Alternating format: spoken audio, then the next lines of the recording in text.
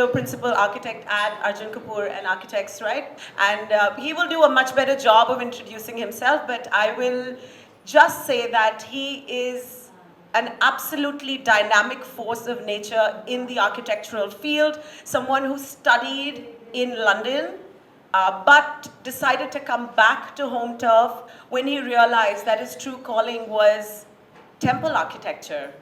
So beautiful. So we're so excited to know all about your journey and also your journey home, both the land and also the journey back home to the heart. So Arjun, here's welcoming you on behalf of this beautiful gathering of Shaktis and some Shivas. Always. Please join us on the stage. And I'll also invite my beautiful soul sister, the soul sister in charge, the soul creator, to join us for this beautiful conversation with Arjun. Beena, please join us on the stage. And let's give it up for this beautiful creator.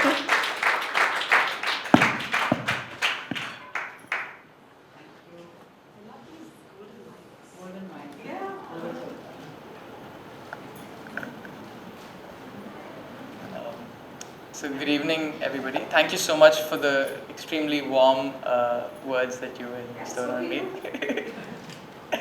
I'm an architect based in Chennai now.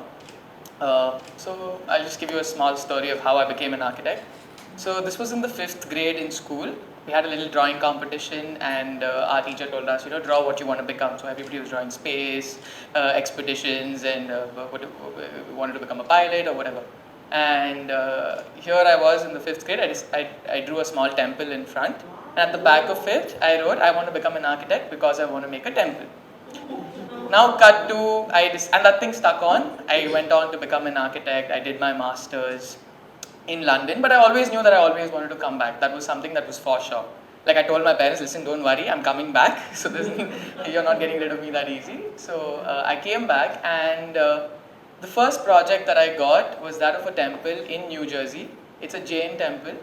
And yeah, it's been a blessing, and I feel like I cannot take any credit for that. I feel like somebody up there is listening to what you're saying. So I think, yeah, for sure. It must be what he has drawn as, it was stuck on. Manifested. So I say that with full humility, and yeah, that's pretty much. And so currently I'm also designing houses and all of that, but I feel like what I really enjoy doing is temple architecture. I love studying temples, I love visiting temples, and have you always lived in Chennai? I have. So I'm born and brought up here. And in fact, Auntie, you've been to our house. I'm Sujata Kapoor's son. Yes. It's a very small world, yes. And it's been an amazing experience meeting Beena ma'am. I feel like she embodies, every time she talks about 64 yoginis, I'm like, they're not 64, they're 65 because you're the 65th one. And yeah, so there was a little technical glitch, and that guy came up to me, he's like, I've solved it. I'm like, good thing you did, because otherwise the 65th one would have been invoked very easily right now. And do we know her father? For sure. So, ma'am, we would all of us have really, it's a blessing for us to be able to see these 64 yoginis today. And I'd like to know what actually drew you to this subject and why yoginis? Actually, from morning onwards, I was thinking everybody was saying that I should talk, but my problem was I was actually getting emotional when it comes to to talk something. I was not able to talk. So I had a first session which I am supposed to be doing a talk, and then I said, I think you need to help me out because he is part of my journey somewhere, something, we always had an interaction, and for me it was such a big thing to interact with a youngster and, able to talk to them on same what I am telling and he could understand was something very great. So I really have a great space with him for discussion, and he also, whichever temple he goes, he comes with the prasad, he calls me, show that temple. So to be part of somebody's life, and when they think of see a temple, then thinking of me, I said it's equally I have been to that temple, So thank you Arjun for being part. And when I thought of the museum also, he's the first person I went and met and spoke. I wanted to speak to him about a museum of 64 yoginis, and I had something in my mind, and we didn't have any discussion, no discussion at all.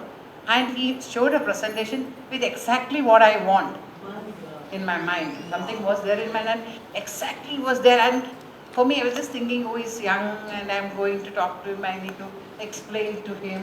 And I said, I don't have anything to say because it is already drawn and he had. So, in case if I am blessed somewhere to make a museum, because my journey is I don't know what's next. So, if I am blessed, he will be the man That'll be behind my it. honor. I've already booked him, giving little advance. So if it become costly also, I'll get the same old rate. For sure, for sure. I like it.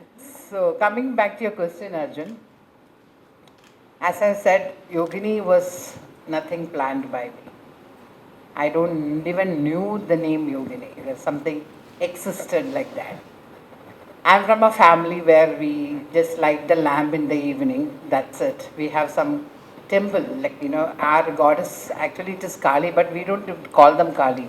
We call them Bhagavati. We don't call them even named Kali from Kerala. So I never knew that. There's no space of me reading any books, scriptures, or in my house. We don't have that system at all. But of course, I've been lucky enough to, or I've blessed to know a person, because when I wanted to paint, I'm an artist, I paint, I'm not a trained artist, so it's just like drawing some pencil sketch or something like that, and I was fond of portraits. So my guru, I should tell you this, Raja Ravi Verma, copying his painting was, what you did, being an army officer's wife, we need to have a lot of paintings around, so that was your aim of making paintings. But from there, I don't know, I started liking to a lot of geometry. Then I felt geometry, yes, yantra. In Kerala, we do a lot of drawings before we doing the puja to invoke the goddesses. So then that was my attraction. Then I didn't want to exactly make that energy, because I know that if you draw a yantra, then you are invoking some energy, which I didn't want to do. So I used to manipulate that energy, the drawing, I'll put the triangle somewhere, I'll take only the elements. But then again, that was scary, because you should not play with such things. So at that moment, I said I should learn about this subject, to paint geometry. So then I was in search of somebody like who can teach me. Then I got to know a person. Doctor was even though I went to him to learn this particular subject, we never discussed 4 years. I travelled along, we met, went to temple, we spoke about different subjects, about oxygen, water, nothing about the space. And I knew he was one person, if you ask a second question, he may say, okay, no, it's enough, but so that I had that fear, yeah. Sorry, Beena, you need to mention doctor's name because there are new people. Yeah, okay, his name is Dr. Alex. So it went on like that, it was a great journey of 4-5 years, spiritually blessed journey, I would tell. My interpretation or my thought about goddess has completely changed with. He has taken out that fear completely from my mind. He said, "It's your mother. Why are you afraid of that? I don't understand. It's about you have done. If you want to meet your mom, if you have done some mistakes, then it will be difficult for you to face your mother. That's why if you do some mistake only, you will be afraid of the goddesses. Why should you be afraid of goddesses?" So my concept with regards to bhakti, regards to faith, everything changed. So first day he told me, after 2-3 years, he said, paint nakshatras. I said, no, what nakshatras? Just like that you are telling tomorrow start nakshatras. And he is one person and I have to follow. There's no questions asked to him. I said, I don't know what nakshatra I'll paint. He said, Ashwini Bharni Kartikeya, start with your star. I said, I don't know. He said, if you want to call your mom, you call and you take your phone and ring. And, do you know how you call, how the mobile works, how it is getting connected? Do you know the science behind it? I said, I don't know. Then why? He said, because I know that if I call, I'll get it. Simple as that is. Put your canvas, trust in that energy, saying that I will paint. And I said, I'll tell you the mantra of first goddesses of Ashwati Devada. Go recite in the morning and just sit. And I said, what size canvas? He said, okay, 5 by 4. It's not going to be it's not a small painting. So I started like that. I had immense trust on him. He said, they're all around you. The question you asked that you want to learn Tantra is nothing but distilling of energy from the space, from around you. That is the technique which you know in Tantra. You bring in goddesses. Where is the goddess? You bring in that energy. Like that, so many souls will be around you who have done all this, who have learned all this, who wants to express, looking for a face to express and a space to express. So you just trust in that. If you trust in me, trust in that. If you trust in that goddesses, just start off. I just closed my eyes, went and picked up a canvas in the evening.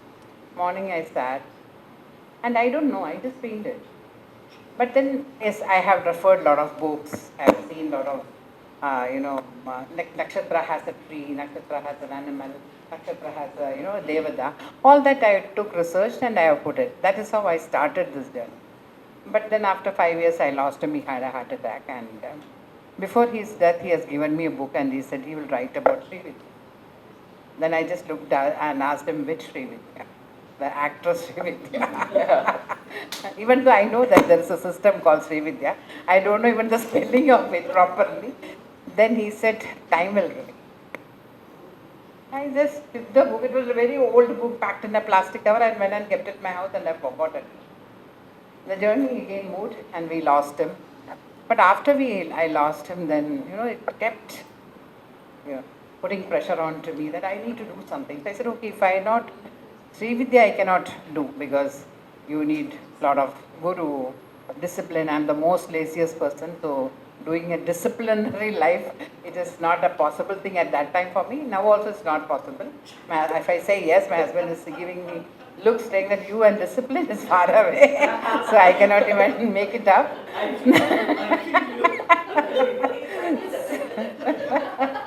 So then it went on and I thought, why don't I make Tripura Sundari? She sits on a Srividya. She's the presiding goddesses. But then I felt, myself don't feel I'm a very feminine person. I always felt, because I always worked in such fields, So I said, I'm more a masculine energy. I could travel anywhere. So I never took, even my parents used to tell, she's more of a man. Whereas she's a girl. That is how it has been always said to me. So then I said, okay, I need to know my own femininity. So before making Tripura Sundari, let me know her. So Tripura Sundari, for my knowledge, sits with Shiva. They sit together. So I started with making Ardhanarishwara. I painted Ardhanarishwara. So instead of that feminine feeling, I was feeling more of that Shiva space. And after that, I went to a temple in Kanchipuram, which I regularly used to go with doctor. And he used to always buy 64 flowers. And he'll make a circle with that and he'll do puja in Kanchipuram. So I went and seeing me itself, suddenly the shopkeeper said, Beena, ma'am, there is 64 flowers here. Then I picked up the flower, went inside and I asked the priest, what is the 64 meant? Why is he bought the 64? He said, because we have Bhairava inside, must be the 64 Bhairavas. So then I said, okay, then I'll paint Bhairava. So no question asked. My journey was like this. I painted Bhairava and I painted Bhairava as very young and cool so that, I could adjust with that. Because otherwise Bhairava is ferocious. The moment you search for his pictures, it's all very ferocious. I said, no, I will like a handsome, very sweet looking Bhairava. I made a Bhairava of my satisfaction. But when I started searching for 64 Bhairavas, then I realized there are 64 Yoginis. So, and I felt they are associated with goddesses. And you have Lalita Sahasranama and all these things. Once in a while, which you have read, you know this names, So I said, why don't I paint yoginis? That is how I got into the name yoginis. And from there, my journey started in 2015. I'm still traveling with them. I don't know where am I going. The journey is on. That is how yoginis came to my life. Wow. All right. Wow. So there is another notion that the yoginis are usually, they're temperamental and they're on the angrier side of the goddesses. But I've noticed that you've chose Hirapur specifically as your point from where you drew inspiration, because most of the temples have different sets of yoginis and all depicted in different ways. So is there any specific reason that you chose Hirapur as your starting point? No, actually, when I decided to make yoginis, I went in search of yoginis. And all the ferocious names you will find, Rektadahi, and such ferocious names. Myself is like, it was not able to connect to them. Then one list was finding, okay, somewhere I heard this name. Then a little more research, I realized that it is from Hirapur. So I thought, okay, they found seems to be more reachable. So let me start that. That is why I thought of doing Hirapur. So that is how I started with Hirapur temple. Hirapur is a place in Chennai, in Orissa, that where these Yogini temples are there. So Orissa, Madhya Pradesh, and one in UP is only available to see. The rest is not there. So, Correct. So one thing that I found very profound while reading about the yoginis is that these are 64 who had 1 crore devis under them. So there are 64 crore yoginis in total. So each of them has another 1 crore yoginis under her. yeah. So every time people would call them, as malicious or ferocious goddesses or, someone temperamental, I felt that sense of like a protective layer around me, because it felt like 64 crore goddesses could come at, at one call of mine. So why do you need to be scared? Your enemies need to be scared, which also exist within you. But there's no need to fear them, because they're all around us. And No, otherwise also these, I felt, as you said, 64,000 crores of yoginis, they are responsible to run this universe. And they need different energies. Every energy cannot be smooth. Every energy cannot be soft. So you need such energy. But as a normal life, in normal life, we don't need such energy.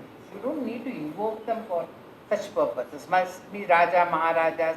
They wanted because they wanted to conquer a land. They need protection. We don't need such things. So that is why we invoke Lakshmi and Saraswati and for our daily lives. So they are also yoginis. Even when we call Lakshmi, Lakshmi has different parts. Lakshmi, what she is the softest part of Lakshmi. She comes with 18 hands Ayuda, with Ayuda.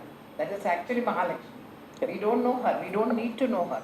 We just want what is connected to it. So it is like ferociousness, that angry part of it. Yes, I feel when you have something secret to you, you want to keep something at your own house and you want to protect it from your children. You tell some stories around that. No? Don't touch that. If you touch, this will happen. You are just trying to protect that particular place. You don't go there. It is something like that. It's more of a protection. So this space has been protected because they were very raw energies. Correct. I feel, you could just touch it. Correct. So don't need to have practice. So it's better to somebody who knows them. And when I painted, yes, there are a lot of ferocious goddesses which I have painted. But I always prayed, come to me the way I could, handle you. Don't come to me in such a form where I cannot. They all have such a beautiful, lovely face, other side which we call Ma. So I've read your book, ma'am, and I found that very interesting. And your entire journey and the energies that you felt while you were painting each yogini. The one that I found particularly interesting was the story of Narmada that unfolded to you. So would you like to talk about that? As you said, every goddess was a story for me, was an experience for me. So Narmada was third painting, third painting. So while I started Narmada means for us it's river. when I started that painting, when I used to touch my brush, I used to feel there is clay in my hand. I always feel that wetness in my hand. Not wetness of a water, like a sweat, like something is coming out of your skin. And I could always feel that clay. And I felt more than a painting, I felt I'm molding. But then somebody will ask, okay, Beena, which painting you are doing, and I'll forget that. And I'll think, how can it be, I can have a painting I'm doing, and I'm forgetting such a simple name called Narmada. But I completed it, then I was reading about. I never read about them before I paint because I didn't want my perceptions to change while I paint. Then I read that Narmada is known for hiding. Hiding. She'll hide because she was very beautiful and she used to get lot of proposals. So she'll keep hiding it. So I felt throughout my painting, I'll forget her name completely. Which painting I'm doing, like that. I'll sit in front of her and I don't know which painting I'm doing. So she was literally hiding. Okay? So I was when we were discussing, he was asking, ma'am, can I ask you to narrate some stories? Then he was saying, what if we forget that name? I'm glad I remembered. So we had such very beautiful personal experiences. See, this can be just you can call it as an hallucination. It can be just thought, but for me it was an experience. So I don't force my stories to anybody. I felt it is like a very personal journey. But when I started narrating, I've seen that reflection with others. You feel very happy about it. Okay, they also have felt something very similar or something. Especially with him and all. Like today when he came yesterday morning, first thing he has and of all the goddesses, somewhere I'm attached to Narmada. I don't know why. All the this time when he came yesterday, he came with a Narmadeshwar. Narmadeshwar one stone from there when he went, like a Shivlinga. He has given it. So I said, for me, it is a blessing, I connect, okay. That's a blessing from Narmada, I don't know, that's one place which I felt I should go back to. So that's the story of Narmada, like that. We can go. The 5 days also will be very less. He was I telling think me. you should. We can tell a lot of stories around. Yes. Correct. So apart from Narmada, is there any other yogini that you felt like, that you felt like a validation from their side that, there is something going on here, there is a connection that is being built, something very profound in your entire experience at the 64? Some yoginis have come fast. Some yoginis have taken time. Like now, I don't have Sister Lakshmi here. I was not able to paint Vindhyavasini. I was thinking, just nothing was happening around that. And I said, we went to Bangalore. Remember, Sakhi, we all went to Bangalore. And we went to her house. While leaving, she gives me a packet and she said, oh, one of my cousin or somebody went and came. This is the prasad packet. You will take it? I said, yes. Which temple? Vindhyavasini. And I'm yet to paint her. The canvas is on with the bindi. So for me, it was a go from her. Okay, now you paint. That you can call it as a coincidence, but for me it was a go from her to paint. And then your speed must be the trust which I built on at that moment. Then painting Vindhyavasini was, absolutely beautiful and smooth. So every story I have a lot of coincidences which has happened around. And I just believed. Now when I look back to the whole journey, we are doing the documentary. Correct.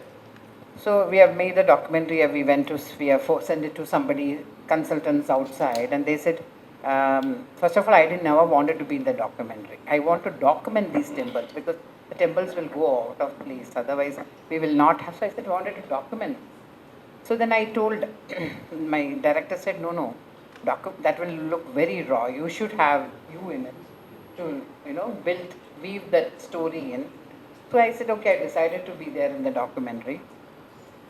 While doing that, and like now when we have sent it to some consultants, so they said, we need to know more about the artist. You cannot blindly say, when did she start painting? I said, yeah, why should I tell my story here?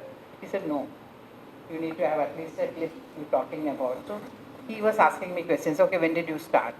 So my first painting, which has had an exhibition in 1998, I had a paper article. It was named as Me in Me. The next painting, it was In Search of Myself. All my thoughts were on the same line.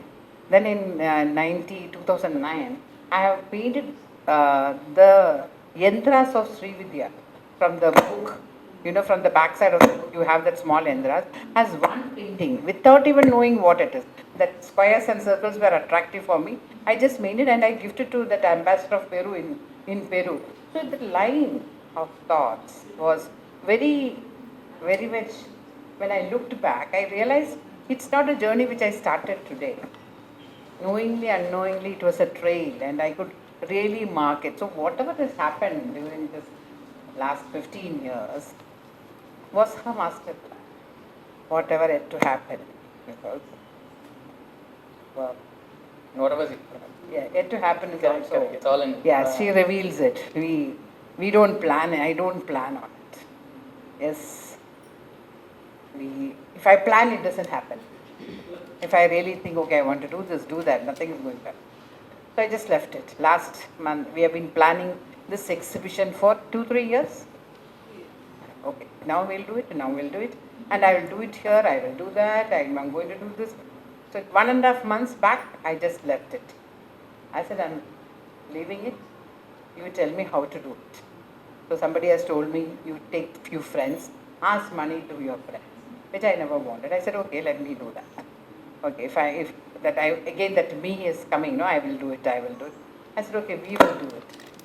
So, and it just moved. We came here to see for some other place, for some other event. And I said, I think this is the place I need to do this. And then it just evolved in a month. This program is just 1 month. Saki will send me, Beena, it's only 18 days, 20 days. Because people around me plan. So I felt, I know I'm not supposed to be planning, the people around should be planning. Even my husband, we used to have, today, just now he was telling, I'm a military man, I planned 3 months back. I said, no, I don't know what is the next one. So it's like that. So I don't know what is going to be. I have only thoughts with regards to this. So the journey continues where it goes. So now you have been asking me a lot of questions. I have written some questions for you. And Okay, thank you guys. We are getting into that, that because it's a never-ending story, Arjun. So, but I would like to hear something from you because it's so important. Like for an youngster, for me it makes a lot of difference. I have my sons, much elder to you. While painting, sometimes you don't know how to keep your hand, I was not able to visualize if I keep the hand like this, what to do. Then I'll ask my son to come and so they were my models. Okay. So that is how nothing could inspire. My elder one, when I wrote the book, I sent it to him. Next time when I went to Dubai, I said, have you read it? No, ma, I have kept it in puja room. Okay. But Arjun may be knowing page to page. So sometimes, blood, you don't have to have a son born for you. So it's like that. Nobody must have read in my family, by the book. I said, okay, what she is going to write? Actually, I also have mine in the puja. So I was very interesting. I wanted to have ask some questions to you. Okay, that question is over because I wanted to know what you do and everybody knows. But I just want to know, what is that first incident or what is, it has to be an incident as you said, which drew towards the subject of yoga? So in all honesty, I think what drew me first to the subject and understanding what the Yoginis was about was when you approached me regarding the museum. This was right after my undergrad, and this was again the first project that came to me. She came looking for me, and I was like, okay, this is the sign. This was supposed to be a museum for these 64 Yoginis, and ma'am had a few more things that she wanted to add to it, and it was a grand scheme that she had in mind. So initially it started there. But then I didn't know much about the Yoginis. I knew that yes, there were 64 goddesses and I knew how important they were, but I didn't connect to them on a one-on-one basis. I didn't know too much. Now, cut to, I decided to go for my master's to the UK, and as you know, British museums are filled with Indian artifacts. And I was that kid who every weekend would go to one of these museums, either Victoria, Albert, or British Museum. And wherever I went, I always found a statue of a yogini, and she was always placed in a very prominent location. So I was like, okay, this is definitely more important than I'm thinking that it is. So this yogini that you see on screen is the yogini displayed in the British Museum. And she sits right opposite Devi Chamunda, which is from Madhya Pradesh. So in contrast to the Chamunda Devi, yeah, so in contrast to the Chamunda that you see, I noticed that this yogini here has more tender arms, and her body is more feminine. It's got a lot of beauty attached with it. And when I read about her, I read the description that the museum itself mentions. So she is dated somewhere around the 9th century, and she is taken from Kanchipuram. Now, Kanchipuram rang a bell to me instantly because I've been visiting the temples in Kanchipuram and Kanchi Kamakshi temple from when I was a child. And never had I heard about anybody talking about a yogini temple there. And again, this description mentions that this could have been a part of a 64 yogini set.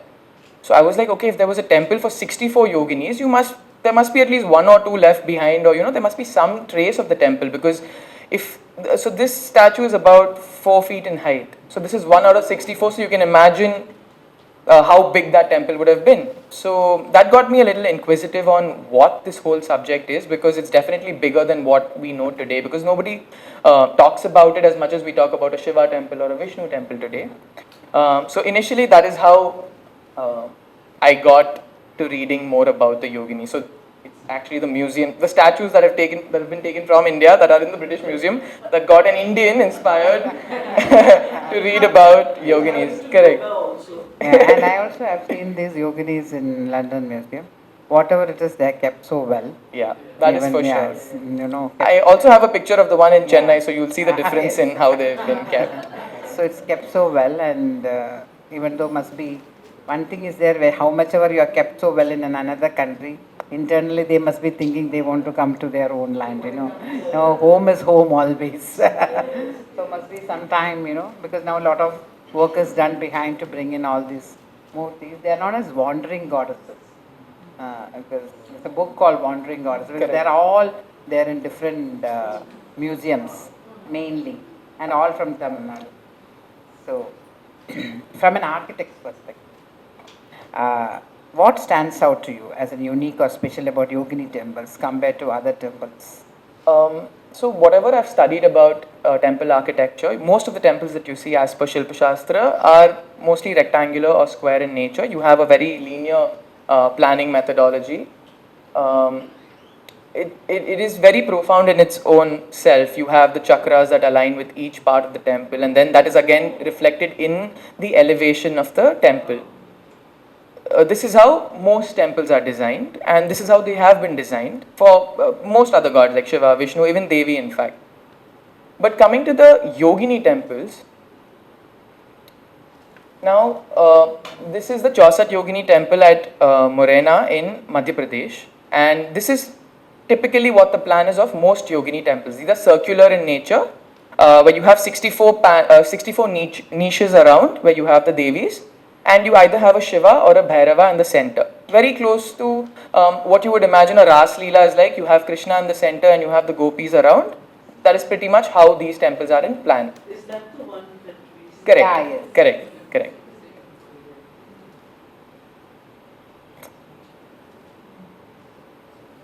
Again, this is another yogini temple in Hirapur, the one that ma'am has used as her inspiration, where you have the 64 yoginis and you have Bhairav in the center. So this, to me, was, it felt like a perfect union between Shakti and Shiva, where you have the yoni, where you have the 64 Devis forming that yoni, and then there is Shiva in the middle, who is Bhairava.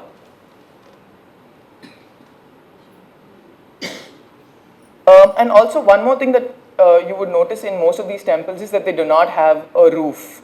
It's a completely open to sky structure. Now, all my travel around Europe and different medieval churches brought to my interest that if you see most domes, they are painted as though you're talking about the sky or the cosmic order, so you have stars and you're talking about the heavens above. And you're trying to reflect that in architectural terms by making a dome out of it and then painting it with the same symbols. I feel like in the Yogini temples, again, what they tried to do then was to bring the entire cosmos within the temple so that the exchange of energies becomes easier. So there's no need for a roof because the whole cosmos becomes the roof of these temples. And you have these 64 yoginis that are either shown dancing or sitting or standing. But in this temple, they're almost in a dancing pose, and you see Bhairav in the middle. So you see that joy of creation, and yeah, so that's what I felt was the biggest difference between a regular temple and a yogini temple. When I looked at it, I felt like a seed with a nucleus in center, Wow. Wow. So it was a very powerful thing which has seeded in me. So I keep thinking that today it's me, tomorrow is somewhere. When everybody asks me what is your intention of doing this, I said some seed has fallen because seeing a seed or getting a seed is not important. Then nurturing it, making it takes a lot of pain, whether whatever aspect of life. So these seeds maybe help others to get into more to that subject, and so that's the journey. So for me, it looked like a very perfect seed made out of it. Yeah, that's a beautiful thing. And all the temples are open. Even Kerala also, we have a lot of temples which doesn't have roof because they cannot hold the energy because they're so powerful. And they say that sometimes they say that these goddesses keep flying. They had the power to fly. So when the roof is there, so it's difficult to hold them. So that can also be the reason. You have traveled extensive at this young age and visited many museums also. Do you feel there is an awareness on this for these people, or you just think there's any recognition for yoginis outside than in India? So again, coming back to the yogini that I saw in the British Museum, I was inquisitive to know if there were any more such yoginis. And then I began to read on it, and I realized that in Paris, in the Museum of Asian Arts, you have 3 of the yoginis that belong to that same set, the 3 that you see there behind. These 3 belong to the same set of those, the 64 yoginis, and the funny part is 3 is the maximum number of these yoginis that are together in a place. There's no other place where you even have 2. Yeah, this is, yeah. So this is 3. Some small correction. Yeah. There are 64 here together. Yeah, correct. My bad. In full shape. Otherwise, his hand is not there, leg is not there. Correct. Yes. So, sorry, my picture wasn't supposed to be there, but yeah. So basically, there is definitely an awareness. I saw that they were coming up with this pop-up in the museum where they were talking about the yoginis. They had this whole thing written on them and the different parts of the world. Like since it's an Asian museum, they spoke about ancient China, the Mesopotamia, etc. But there is definitely dialogue about these yoginis, and the fact that they are in different parts of the world makes it easier for people to also approach them and access them, which otherwise would have been restricted to a museum in Tamil Nadu or any other part of India where... I realized that we have a lot of restrictions talking about yogini, which I've seen, the tantra, there's something secret to you. But when it comes to Western, then they like to explore. Then what is that secret? They're more interested to know. If you see the books written by for yoginis, it's Stella Dubious, who's a German, I think. Correct. And yes, we have, who's that person's name? Was written completely about yoginis? Vidya. But she has done real research on the book. That's only Indian, I think. But there's a group of women, there are I think 2 are foreigners and 2 are Indians, who do a lot of research, and they combinedly come up with a lot of books. But then it is more about iconography and such things. But now I've realized that so much of people started talking about it. In Madanapalli, there's a temple which is coming of 64 Yogini, which is going to be a replica of Hirapur. They have already brought in the idols. one Swamiji Venkateshwara or somebody, like Uma Maheshwari, Bhuvaneshwari Mutt. Yeah, yes, he was. Yes, we have gone and like they have already the idols have come. So they are planning for a structure, and a lot of them. One is coming in Vagaman in Kerala. So a lot of people are talking about yoginis and their powers. And you have seen this. This not only in India we talk about 64 number itself is magical. Correct. And there are other, religion, countries Correct. which talk about the 64. Can you just tell us something about it? So, I'm not sure about the 64 part, but I definitely feel like there was communication back in the day, and people across these civilizations did exchange knowledge with each other. So, here is this is while I was associated with you and I was trying to read about the Hirapur Yeah. yoginis, I found this one particular yogini called Karkari. She's depicted standing on a crab, and on one hand, she's holding something that would have been on the lines of an oar, and on the other hand, we can only speculate what she would hold on the other hand. Now, this was during my travels to Greece, where I came across this goddess called Thalassa, who's the goddess of the sea. Now, if you see, she's shown with claws of the crab. Sometimes she's shown standing on a crab. She also holds an oar on her left hand, and she's holding a dolphin on the other. So, the broader question here is that these yoginis that are now we have in India, we have consolidated as 64. These, whether these were spoken about back in the day and these spread around different cultures, did people, call them by different names, worship them in their own way, and, eventually then maybe things have worn out. But I feel like this got me more interested on understanding if there is a connection on a But deeper level. Buddhism, which we call Yakshinis, and Correct. even Jainism, correct. Jainism also is Correct. there. All this Yogini temple is closely associated with Jain temples. There's so much, a lot of Correct. connections. Even there is no scripts around it, but there is a lot of connection. Correct. So, And of course, 64 is a magical number. Correct. Because 64 bytes, even in computers, like, scientifically, is also Correct. powerful. And as you said, we were discussing about 64 colors. Correct, correct. And I don't know whether, what is that, in your opinion, what role yoginis have played? Shaping your understanding of feminine energy. that's a deep question. But so again, while reading about the 64 yoginis, I've also seen that the 64 kalas or the 64 kalas have always been spoken about in India, where Krishna in the Bhagavad is said to have learned 64 forms of art in 64 days in the Sandipani ashram in Ujjain. I feel like these 64 goddesses have always been shown in very artistic ways. In most temples, you see they're very beautiful sculptures, and I feel like there's a very deep connection between the arts and these devis, and in general the whole feminine force. So I feel like to bridge the gap in the future, I feel like for multiple artists and collaborators to come in, I think this would be a great starting point, because already in our civilization we've spoken about 64 different forms of art, a lot of which probably have disappeared with time.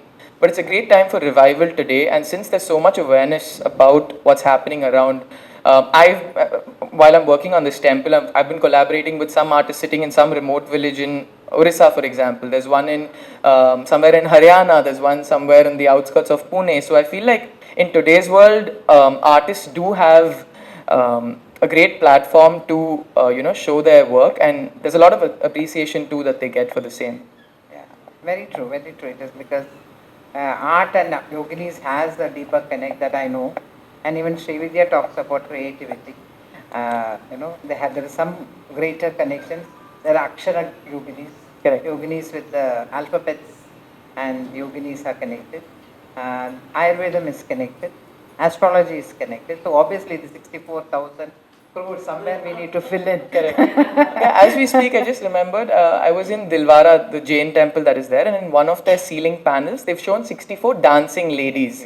And that's intact. That's completely intact. Nothing is broken. But 64 dancing ladies, which again they call yoginis there as well. So you have Vidya Devis, you have yoginis. So I think this is a common thread between Buddhism, Jainism, and now with the Greeks also, there could have been some connection.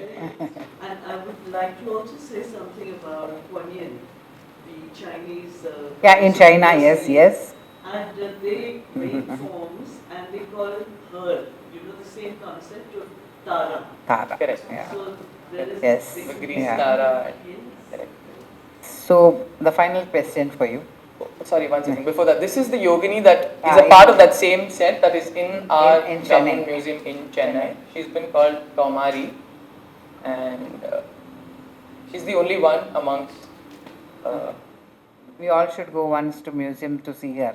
You know, somebody here. I actually enjoy going to museums more than temples now because I feel like you get to see the deities for what they were. Now, when you go to a temple, they're all so dressed in flowers and this, that you don't see what the god is. I am a very religious person, but I actually enjoy going to museums now more because you actually get to see, and the iconography that we had back in the day, we've lost a lot of it now, but if you really appreciate the arts, I feel like museums are definitely the place to go to. Do you really think contemporary artists, architects, or scholars can re engage with these yoginis today to make their legacy more visible and relevant? What do you think? What you can do for them? Through your, because you are one person who talks about yoginis that may reach a more public, you know, youngsters, or you can talk their language. Sometimes when we say it's more of your, I sometimes give to them in a space where they will understand. So that way, what do you think you can? Or how do you think? So to take I it? would take these 64 as 64 forms of inspiration, like for an artist or for a script writer, for anybody. You're talking about one emotion, right? You're talking about romance, you're talking about violence, you're talking about something.